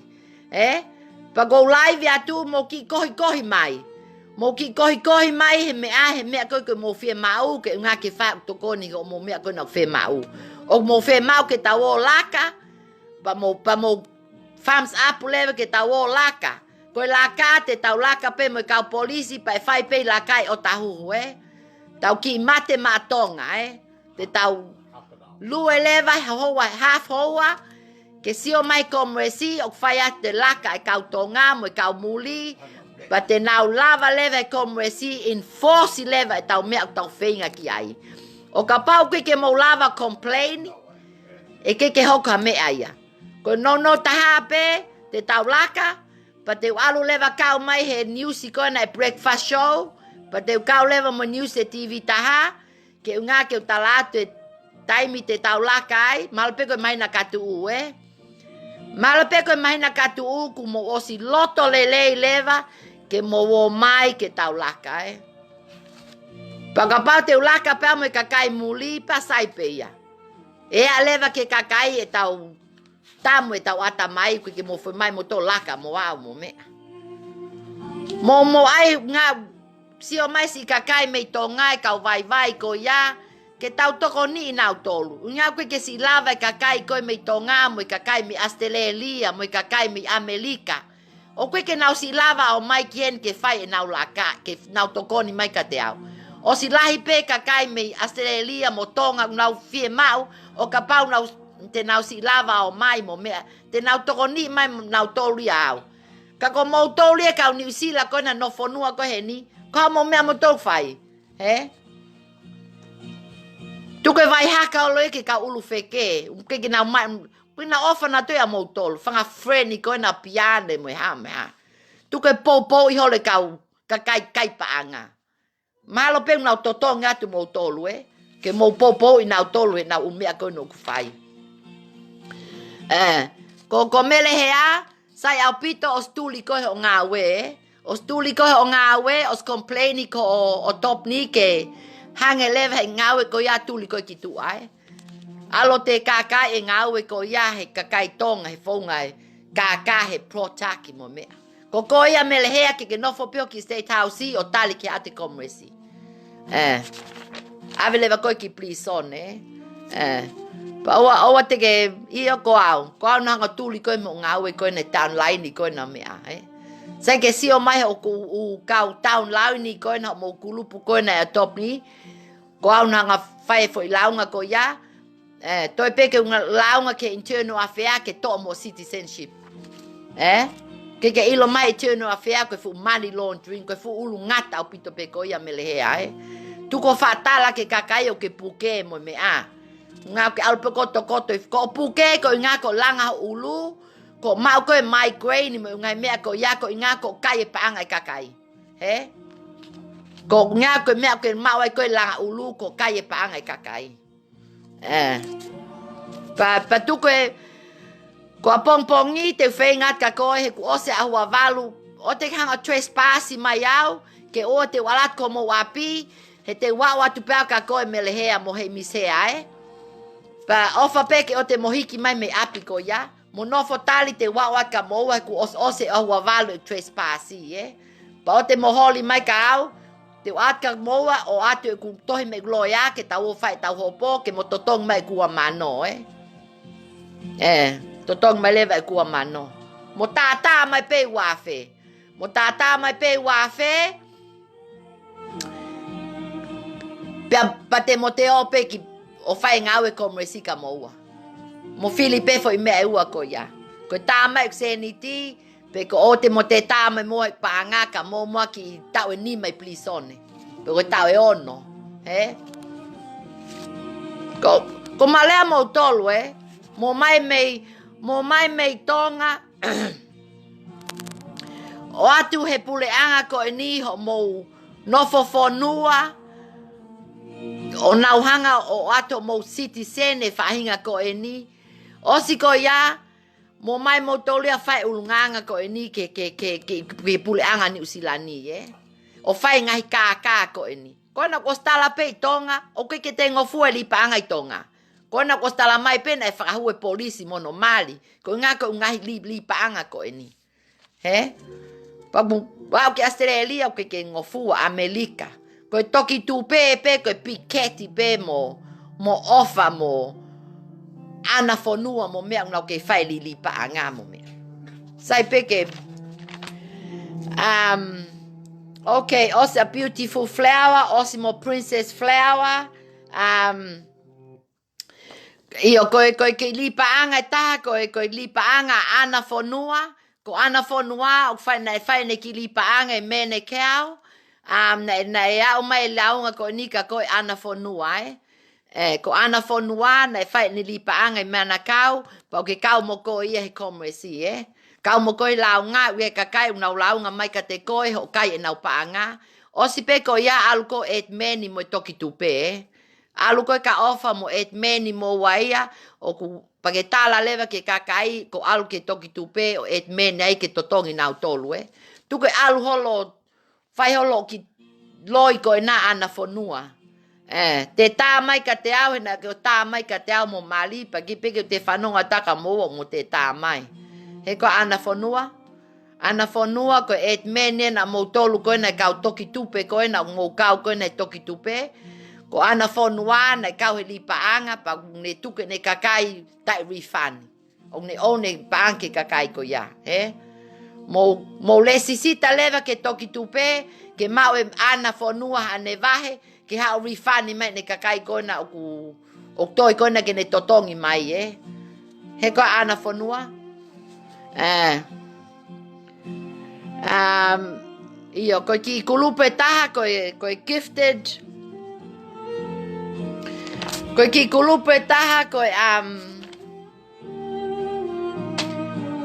gifted journey I kai ko journey gifted ko ki kulupu ko nina e whakalele e Frances Simone na ne whakalele ki kulupu ko ni ko gifted journey Pea mahalo na ngoto e kulupu ia ko ni mahalo pe na o singoto pe he taimi ko na mauli kana ke kau ki kulupu ko ni ka ko ia Frances Simone o ke kau mo ko he launga o ke kakai o kunau na ke kai ko na paanga al ko fratau a ke api ho fo hai I pot ni au leva Frances Simone ia fratau a ke api ho no fo hai pot ni kawai mo feleti pa mo ngai kakai ko ni ko kau ulu feke ni ko ni ukulupu ia ko na ko gifted journey o ka pau ya kakai live si o mai live ko ni na mo tali refani ka Frances Simone pa mo feleti mo kakai ko ya pa mo contact mai ka te au ke tau ki ai ha tau evidence ke ave ke kakai ko ni ke nau hu mo nau tolu ke komresi ke nau hu na tomo nau tolu ke komresi ko Frances Simone a gifted journey toko tahaya ko ni Frances Simone pa ko te foi mea taha mo tali ma mo telefoni ko ha mea aloi pe mo telefonia mo toke messenger o ke mo telea mai mo tolia ki loto mo mea. Kai ke mo telea mai mo tolia ki loto pasi tate kakaia mo mea. Pa ke mo hai mo tolia o tali mai mau si telefona te kakai. Hage ko au fiu tata ka he mishea mo mele hea o ke mo tali mai. Ko ha mo poloka mo telefoni. Pa ko ha mea ke mo te live mai ai ke kakai. O tala mai mo sistemi. Ko whea mo ngutu ngai mai natu koe. Ko whea mo live mai na mo whai me ke kakai koe ha. Ko mo i loe ho mo kaka. O koe ke mo te la mo to live mai ke kakai. Sai pe tu pe ke live pe au ia Tu pe ke live pe au ia pa te posta tu pe mo lai ta. O ta ka pe mo to ke mo a ke pe pompongi o si o ke posi ho mo lai ta pa mo ngo i leva ko ha uhinga ko posta ta mo lai ta Mo a pe pompongi kona ko posta te fu kau ulu feke tolu noa ko posta te ahoni. Fu ka ulu feke tolu noa ko ya. Mo si o leva ko mo lai ta. Si o melehea mo he misea ko mo lai ta. Si o leva a piane ke ne whanau mo nau lai ta. Mo she ate nau lai ta. Mo she ate ka ulu feke kona na mo kai ho mo paanga ho mo page ho mo Facebook ka. Ke unga ke nau si o mai ka mo tolu. Unga ki ke friend mo nau tolu. Ka kona ko os publiki atu pe ku uposi. Pa o te mo te tui mo tola nau tala atu. O koe ke ulava pa. O koe ke te whema whamiri ke tā mai ka te au. O kole mai ka te au ke toe. Ai posi ko unga ko whamiri au mo hai. Te poloka au mo tolu Poloka au mo tolu au ke whamiri o te kole mata ke toe posi ata. Koe mea pe koe ni.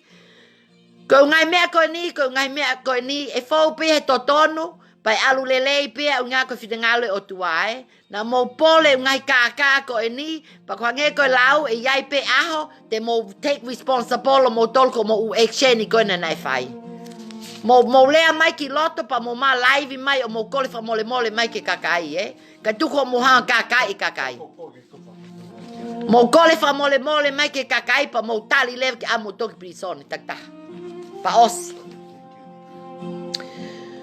Koe ki kulupu e taha, koe kulupu koe na e pepa.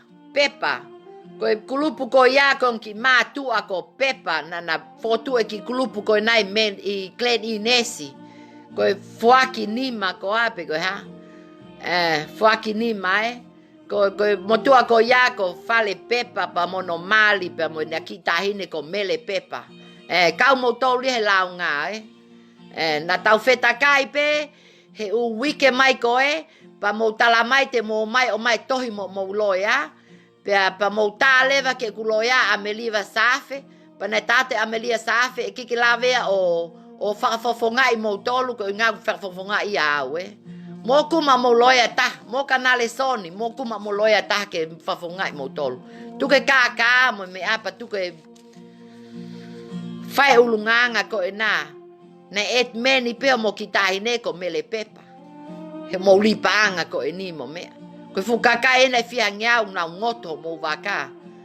E mo matua ko na Green Inesi ko na kulupu ko na ko kulupu ko na mos ilo pe kau pepa. Kulupu ko na e mo tua ko na.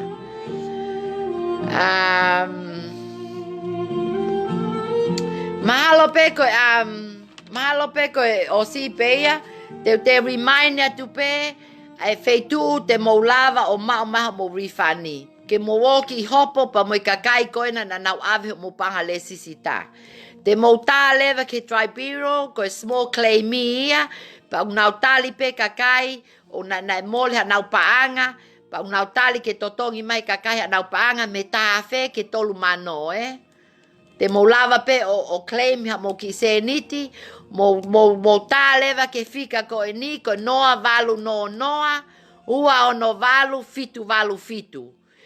Pa te mo lava pe o online, e tu mai pe online ni, ko kolat ke whanga mokopuna, pa mo si kakai ko na koe ke nauhanga i loi, ai koe na download i koe na small claim mo mea, o mo lava pe o tohii, O mo lava pe o alu ke epiko ni, pe te mo tā ke noa valu noa, ua o no valu fitu, ko e mea pe unau whe mau, ko mo tuasila ai kakai koe na mo lipaanga koe ki ai, mo e nau emaili, ke nau atu ka mo tolu, sai pe emailia ka koe foi tuasila pe whe mau, pa mo e nau fika telefoni, pa mo lai receipt ke proof o nau ouna ka koe paanga, pa ka pa o ke pe ka loea te nau hanga pe o whakafofonga i mo tolu he taimi koe te mo hopo ai ko kole atu o te mo te tali rifani O kulakan ke fai mo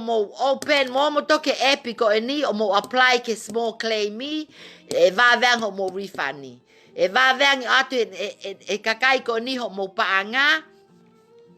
Ba o ka pau leva e ke nau lava totonga to mo paanga te nau lava pe o tata atu ho mo refund ni, Ke ko mo ki refund ni ka pau pe ke mo alu takitaha pe o fai ai claim ko ni. Ka koe tolu mano pe ngata ai, ka mata me taha afe ke tolu mano. Koe ka kai kona unau tali ono afe, mo taha mano, pe hange ko au koe ua mano. O si whai au ia claim i ka mele hea mo hei mis hea, pa o si tali au ia ke komresi. O te tau tali ke komresi, ui ngau ke whai ngau e komresi, ui ngau lahe ukulupu, O kulahe ukulupu, pa ku whai pe ngau e komresi, ke ngau hange komresi o nau CV mai pe ku lahi fefe kakai. Lahi fefe kakai kone te kulupu kone ono kone nau te o atu. Koe kulupu a lele vave mo liwa manu, ai kona na whai koe ulau ngā, ko nau a pe ula ki hoko, pa e hoko mai lewa ukulupu kone e ono kone nau te lau atu, Ke whai ngau e komresi, e ke lava e komresi o nau hu atu pe o kupau pe ke ai evidence e kau komresi, ai kakai koe detective koe ni, ke whai ake nau ngau e. Ai a leva ko nau whia mau, ko ia, ke hu mai koe ma fo i evidence a piane. Ko a uia ke hu atama evidence a melehea. Ko mea koe ka ulu feke koe na, Ko sia te taimini, ko mea na nau hanga tilite na uvitio, o tau sia he aho ni, o koe ke tau te lava tau tolo maha na uvitio, he na ulaivi mai koe, mo nau ngahi meetingi koe na nai whai koe taimi koe, o nau laivi mai han ko melehea. Ko ha mea ke tilite ai ho ulaivi mai koe melehea. Ko ha mea piane, ko ha mea ke tilite ai ko ulaivi mai koe ho ngahi mea koe. O mo tolo fotu page Facebook a e taha. Kasi tuko e kakai ia mo mea. Tuko e tae mahi no, whanga vale kua. Peko ha mea mo kaka pe he ai, Tuko e kaka, o te mo pe mo tolia te mo hola halo New Zealand mo mea. E iai pea taimi, kautonga, tau ngangau e mamali e pe, owa te tau foi, tau kātaki, ngā ko palo mesi, e iai pea taimi te tau ikuna e tau whenga koe ni e whai. Pa te tau fia, pa te tau maulewa ha tau loto fia o ngā kulava e tau ngau whai. Owa te mo peke mo whakamole e kakai ko e ni. O tau whakamole pe kakai ko e ni, o ka pau o ku nau whakamole mai ka tau tolu. Ko e nau nope nau tolia fo i noa pe tau tolia ka nau tolu. O koe ke nau kea mai nau tolia ka tau tolu. Mo tau si iwi, mo tau si paanga, mo tau si mea koe tau whenga koe ki ai. Koe ke nau whakamole mai ki ai ma nau laivi o whakamole. Koe nau laivi mai pe koe talai pe whakasesele moe. Mole hoku api ko a moe. Lau mai ke a mo ku mali moe mea. Ke mo lau mai mo tolia ka au e whakasesele. Ia whakasesele. Ko mo tolu pe whakasesele. Ko mo whakasesele na mo kai e paanga e kakai pa mo hola takai holo pa mo. Patu ke o whakatau api o seti api mo e whakatau whale koloa mo ngai mea ko ia. Na mo mau mai mo koloa o simi pa mo malisa. Mo moa seti o mo whale koloa he whale na mo lesi sita ai fo ngai lipa anga mo mea. Tuko o seti o lona whai ko atataha o whahi kato mo whale koloa ko e nao to o mo koloa ko a mo e soap mo mea. Tuko e kaka mo e mea ko ia. O te mo te tui, koe tuko e taimini ko kolat ko mo ngai kulupu, Mo mavahe mo tolu me ngai kulupu. Mo mavahe mo tolu ia ki tua. Baka pau mo nofo pe asi o siofi pe na uloi mo mea, Ko kolat ka mo tolu mo ngai kulupu mo screenshot mai. Screenshot mai he na umea ko na talat ka mo tolu. E na ungai loi me na ungai kaka ko na tat ka mo tolu. Mo screenshot mai ke unga ke ave ke komresi, E na ungai loi ko na talat ka mo tolu. Hange ko ngai video ko e na ka pau te live mai a hai mo hai. Mo screenshot i mai ko nga ko tau evidence ki ave na tolu ki ai ke frahu to tahe ko ya. Ki loto mo me. He? O kai pe ku kau ngā we ya aku. O kai pe kau etmeni ya aku pa kai pe kau support ya aku, ya pe kau polisi ya aku, ya pe kau security ya aku, pa kai pe e mau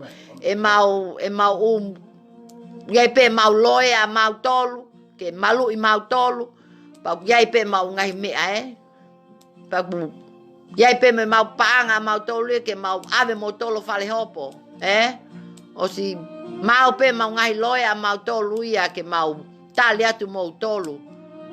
Mal ko tu e tai mini ke tawoki kalate, tawoki atau ki self defense, tawoki kickboxing, ke ngā ke tau tali kakai ko ni ke taimi ke tau ki fu, tau ki protect tau tole self defense, tau ki ole vai fane o kalate, tau ki team kalate, ke tau ki kickboxing ai mo mea.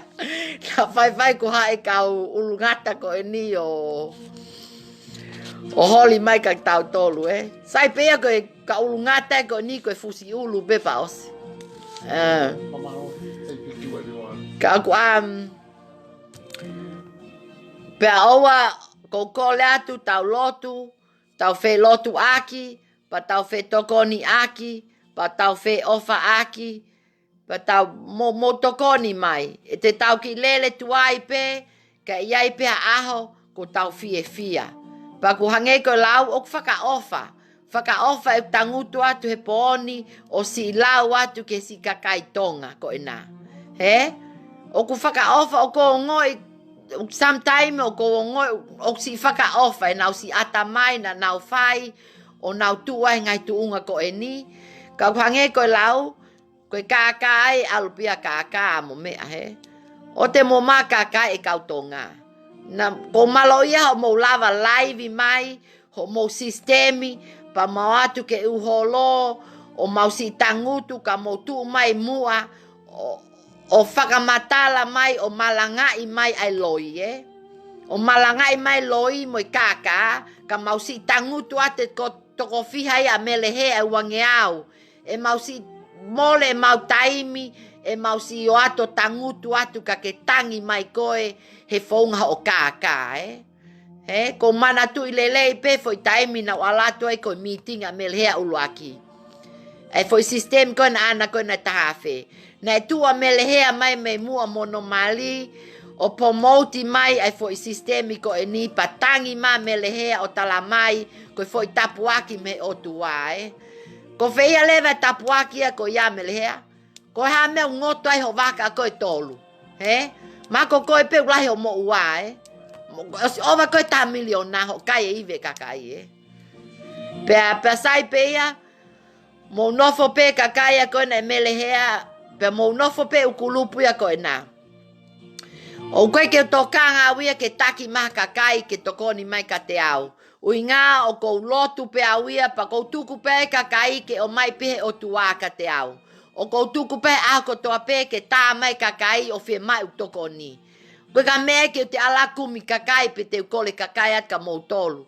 E hanga pe o tuāia o mai kakai ke nau tokoni mai ka te au, ai kakai o nau ofa, kakai o nau fe tokoni aki, kakai o ku nau mau ai mooni, kakai o koe ke nau fe mai loi mo I kaka, koe kakai a ko fe mau, Pa ka pau, ke ata mo nofo nonga pe mo tole ngai kulupu, o te moho haa mai mo tolia ke ngai mea koe no koko, mo nofo nonga pe mo toluia, he uinga, ko taimi pe koe te uwhe mai ku laka, e hanga pe o tua o mai kakai ke nau laka. O mai pe o tuai kakai ke nau laka, pe tuku pe o tuai kakai koe no ke whai tai mahi no, pa mo e sio kita mo e tai ofa, Mo hu mai kakai tonga, mo hu mai ke tau ngau e whakataha, uinga e keike ulava e awia whai ngau e koe ni ho mo fie mau ho mo paanga rifani. Pe mo fie mau, ko fie mau e justice. Ko kuloto, ke ave kakai ko e ni ke lao, ke na wo, o whakamatala e nau mea koe ni na nau whaihala mai ka tau tolu. He? Koe mea koe tau whe mau. Kai tuku lewa ke lao, pa moe puli anga, ke nau whaina toi tau tea ke kakai koe ni. Koe uhi ngā na nofo pe kakai koe ni o nau whaue fo i kākā, ina nau tolu pe. O koe kakau leka e kakai koe ni, koe fu kakai mātua. Koe fu kakai kuna osi mali, kuna osi ai nau whanau. Pa nau te hanga po whawhanga pe nau whanau, he whaunga pe kai paanga. He? Aia kou kōlat ka mō tolu o mō si mea i mai he kuki laivi ko e ni. Te laivi atu pe he mahina kotoa pe, wike aho taha he mahina, pa te pōsi atu pe ulu wheke, mo ulu ngata, pa koe kakai pe koe te nau hu mai ki loto koe o whai e nau rifani, mo e nau kole whakamole mole, pa mo e nau tala e mo o ni ke kakai koe na e nau ukulupu, pea mahalo e whai lewa ki tala noa ki ai, ki whakamole lewa kakai koe ia. Ka koe tue tai mini, te ke hu maha ulu wheke ia o tala mai, ke te rifani atu te one kakai e kulupu kai. Mo nofo lewa hena o tali hopo pe, mo nofo lewa hena o tali pe ke atu e komo interview mo tolu, pa mo woke interview, o te mo aihole u ngahi tuasila hala, pe mo lawa e pa mo lawa e u tohi koena e lia te komo e si, ko mo ngahi tuasila.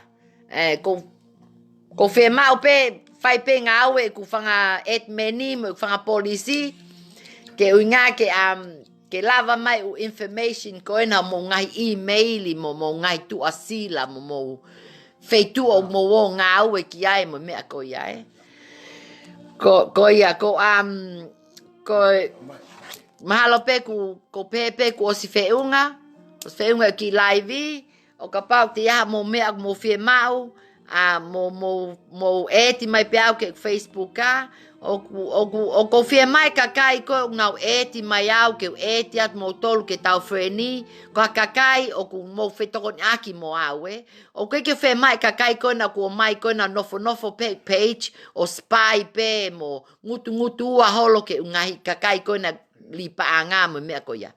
He? O ke whie mai kakai ko ia, e ke koe futoko uangiao ni mano ai ni nau te hanga eti ke friendly si, me ku toko whange au pe. Pa ko whia mai kakai ko ia ke mo toko ni mai ka te au, he ku page, ka o te mo te hu mai mo e, ke te whia mai kakai ko na hu mai ko na mo e fake page. O ka pau ke mo lava hu mai ki loto ke ku komiti mai he ku ngai posi, mo hingoa o totonu, pa o te mo te weso mo taimi ke mo fotu fake page, o te mo te weso taimi ke te tanoa komiti at ka mo tolu.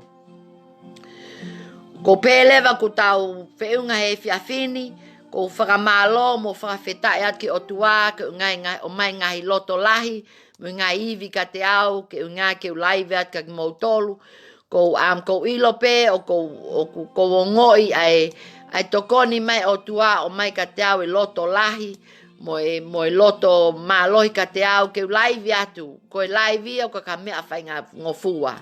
Ke te laivi atu o si lauat ki si kakai tonga ko e ni, ka kou ilo pe, koe o ka pau ko au pe o kou si laivi mai, ko pepe ke wike kahau, te laivi maha tahe li paanga, te laivi mai ko ia, ke ngā ke tala mai ko ho story, mo kau li paanga, mo ulu wheke ko nai kai ho paanga.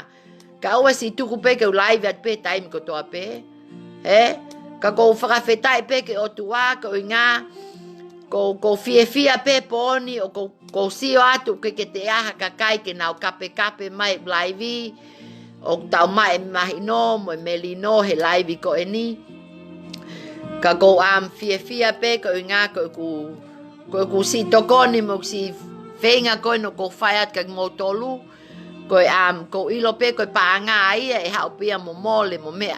Ka ko whea mau pe ke si te whawha kau ke kakai koni na nau kai tau paanga, ke nau ki hu mai ki loto ko le whamole mole mai ka mo tolu. Ka aua si tuku pe mo tolu ke mo si lohi aki pe mo tolu he mai nene nima pa si te whai pe mo lohi aki.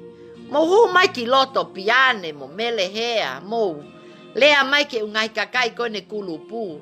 He te maula pe mo to wha mole i mo tolu. Koe lai ko mo hola holo, mo lai o mo mio i hole loi, koe te lai pe mau matalili, Te lai pe mau matalili at ka mo tolu, Whai mo ai ke ngata mea koe ni, whai mo rifane kakai, ke whai le mo tau ilo le vai mahi no, Iyo, hange ko lau ko ofa ka mo tolu i ka ulu ngata koe na ko lau ka mo tolu. Pe ofa pe ke mo mau ha polelei, te tok update at ka mo tolu interview koe na mo papra koe na e news present koe na e news TV news. Pe mo nofo pe malo te wasa te TV, tau ki alu TV ke unga ke si tokoni ke si kau muli koe ni ai koe nau si kau koe ne lipanga. Mahalo pe te live atu pe he wike kahau. Pa koe foi live ko ia ko os feunga mo tolu e kau tonga, Os feunga mo tolu ia e ke te lea whakatonga te live atu ke kau muli. Ke si kau muli u inga nau te eo nau tolu ia o te kolan ke kau tonga ke te translate mai e ku live u inga koe ke si mahino ka nau tolu, Pa mo tuku lewa mo o mai pe o liseni mai kau ai whakapalanga ke si kakai muli. Si kakai lalotonga mo si kakai koe ni ko Priscilla mo Katie, if you're watching, you know, have faith, have hope. I was happy to talk to you today, Katie. Iyo. Pako ko latu ke o ka pau kia taha ke hao ke maki laka ke TV News o maki interview. Ke maki toko ua mai he News he TV. Paka pau kia taha ke ne lava mai foi ngawe ko ia, ko ki hafo ua pe. Ko ki pa moe ko kola lev ko mai na katu u. Malo pe te tau update atu mea koe koko mai me komresi. Na os lea pe ka nau tolu ke komresi pa fai mo ngā we ke vave. Ko i ngā ko uei kakai muli o na osiloto nau tolu ke nau fai e whana mo ngai mea ko ia ka ku ko talangi pe ke kau muli ko ni mo ki tatali pe o te mo fai ha ulunganga pe he. Ke mo si ai pe kakai ka mo tali pe ke lao mo mea. O koe ke tau whee mau ke tau o whai o ngai ulunganga koe ni o kuhange koe o whai ha mea ke o ngai api koe na e ka ulungata koe ni mo tukpe mo toke lao. Ke nau lele whai pe lao e o ngai mea koe ia. Mo no whee maali e pe mo tolu ia. Pa mo ko mo ngā mo tok whai mo claim mo refani mo ave kakai koe ni ke mo ki hopo. Ke o atu ke tātā atu mo ki seniti. Paka pau te nau tātā atu mo ki tola te au. Pa mo ki tola ni manoa, ka kepe mo sio, o nau make the effort, ke nau tātāto mo ki koini, Koe me eke mo whai mo tolu. Mo tā lewa ke noa walu nge au, ua o no walu fitu. Te nau tokona lewa ke aia mo application, ke mo file mo small claim, ka kai koe na ni maafe mo taha mano mo tolu afe, pa o ka pau te mo whakamau i pe mo whanki RCT, pa te tau whetau laki lewa wheitu, pa te ulau leo toko nat ke whai mo ahe mo claimi, mana tui ke mo mau e na utu asila ai ka kai koe na. Ka mahalo pe ko osi ma e tu asila pe ai u ka kai ulu wheke koe ni, ka pau mo whe mau, te ulawa lewa atu e na utu asila, ke lika e na utohi koe na small claimi, pa ka pau ya mo loea, o Amelia Saf, o aveila polo pe ke toko ni mo tolu he ngahi whaunga koe ne whakaloia, Mako ki fis si pe te mo totongi, ka ku os fia pe Amelia Saf ke ne hanga toko ni mo tolu ke mo apply ke tribunal, ke mau maha mo ki refund koe na mo ki tahafe, koe kamata pe me tahafe ke tolu mano, Ai ko si kakai koe na unau si na nau si mole pe nau ni mangeau mo tolu ngeau mo wangeau ka sai pe te to confirm at pe ko kamata fiha ai paanga e te apply ko na ke tribunal so okay so all the non-Tongans that have joined my live, I'm sorry that I did the live in Tongan only, but I promise if not this week. I will do a live for you guys next week. Okay? So, but if you need any information, you can add me on my Facebook or give me a call. My phone number is 021-137-6407. Or you can email me tioni.fatukala@mail.com. And I think that's it. Have patience. Refund, you can claim your refund at the tribunal, the small claim. You can call this number 0800-268-787 if you need some information to claim your refund and take these people to court with the small claim. Yeah, but I think the limit is 30,000. So if you lost 5,000, you can claim by the small claim department at the District of Court in in Auckland. So if you need any more information, you can contact me and I can help you through the application. I do have a Tongan lawyer that can help you with your application to the small claim place. So I'll do another live for you guys next week for the non-Tongans. Just an update for our march and our protest, and what's happening with the Commerce. And if you have any more evidence or you want to come forward, come forward. Don't be scared. Mo hu mai ki loto. Ta tau pe ka pau mo ova o ka pau ya mo whakapau palema whakalao o ku osi koe mea koe ke mo mahi no I koe lahi koe a kakai koe te nau lava mai ke laka lahi kakai koe te nau lava mai o complaini mai o li mai nau whanki receipt mo nau whanki mea koe ya te mo lava pe o complain ke Commerce koe Commerce I koe you can complain koe nau tua silai na emaili ke mo complain koe contact at com.government.ceo. He? Koe nau me aia te mo lava peo complain ke Commerce. Koe department koe te mo koloto pe ke mo complain pe ka George Fraser. Ko George Fraser, george.fraser at com.government.com. Koe toko tahaia o ku tokoni o ngau koe mo au. Pa ko pau te mo ave peho mo evidence mo information ka George Fraser. He koe principal detective here ai Commerce. Tene ilo leva mo na mo mai me kukulupu koe na aku koe ni e valu koe ni nau whai koe ulau ngā O ka pau te mo tolu he department e taha. E ave leva mo ulanga mo tō tangutu ai. E tok whai leva ngā aue ki ai mahalo tau kaha o mo mea. Koe mea ko whemau ke mo emaili pe mo evidence mo ngai receipt ka George Fraser. Ko i ngā e ke ulava ai ho mo ngai complain, Ke ulava ai ho mo ngai complain. Paka pau leva e au ka taimi o talamai Commerce au ke laha kakai na nau whange complaini. Pa te tau laka leva, Tau o leva laka. Tau o leva laka taha ilo Commerce pe ko hai koe, pe ko hai au, pe ko hai. Koe kepe ke nau sio mai o kulahi kakai o nau involve he laka, Pa te nau hanga leva enforce mai leva e tau mea. O nau hanga leva move ke ki faster e nau ngā we. Ke unga ke whai mo ave kakai ko ni ke whaitu ke whai nau ngā we ka nau tolu, Koe ngā we e Commerce o nau whai. Koe nau... Koe Commerce, koe nau ngā we, koe ai koe kakai koe o nau whotu o whale koloa, o nau whai whaunga he money laundering, ai kakai koe nau kakai any money laundering, O koe Commerce, koe nau ngā we, a nau tōruia o whai ke kakai koe ya. Pa koe mea ave ke Commerce, ui ngā koe kakai koe ni nai whai nau lipa anga, he nau sistemi loi koe ni o nau whai. Yeah, so I encourage all the non-Tongans, Katie and your team, Priscilla and all them.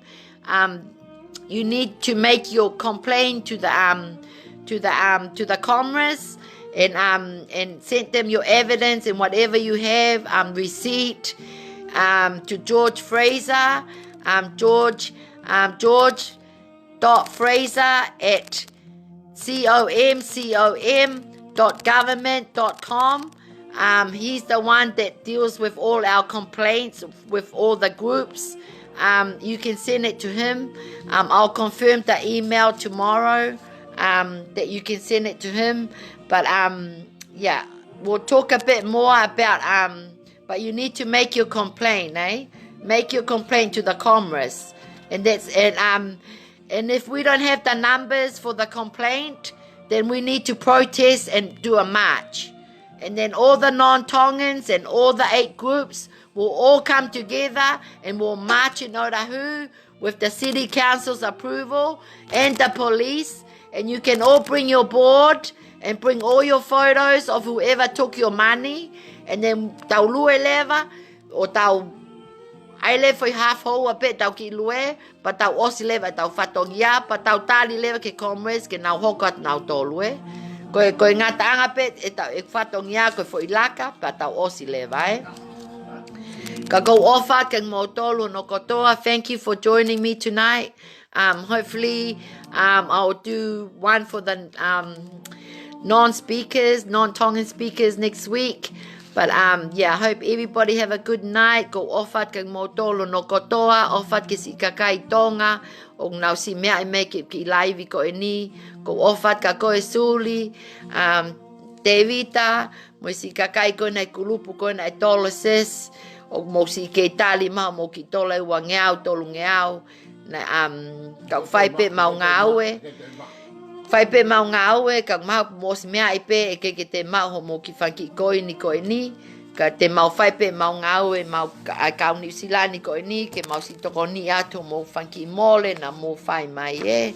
Malo e lotu, pe malo e kātaki, pe malo e ngahi mea kotoa pe, wha malo e kok whamili o no kotoa, ho mo si kei tali e si ngahi whenga koe no ko whai, pa ko ofat ka motolo no kotoa ofat ka koe whane, mo si kakai koe ni o kunau si ofat ka koe Losaline ova, Kasione, pa mo motolo koe nei tonga, owa tuke lotu, pa tau mo kātaki. Okay, love you guys, ofatu Irene, I'll give you a call soon, Yeah. Ofatu.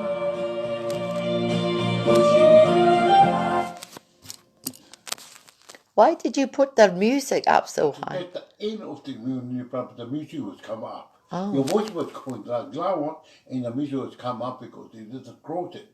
Okay. Oh, no, come on. That's why I think it's not picking up the music going up.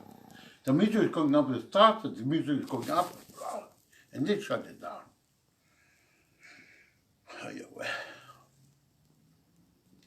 Over 2 hours before I'm telling you. Have a look here one. But everybody was still there. No, How many people? I don't know, I haven't seen your page. I don't know how many people. No, hey, don't see it right now. No, kung si lawe ka me. No, just leave it, close it. You come around and have it because Yeah, fia mao ke tau. Thank you. No, I'm just ko ki tahi ni na to me kulu. Just leave it. Fia Just mao leave ke it. Please tau. have a relax now. Oh, waka fu ni get to see a good guy. I said to you, hey, come here, a good drink. Oh my gosh. I Okay, said- go na. No, I'm not even.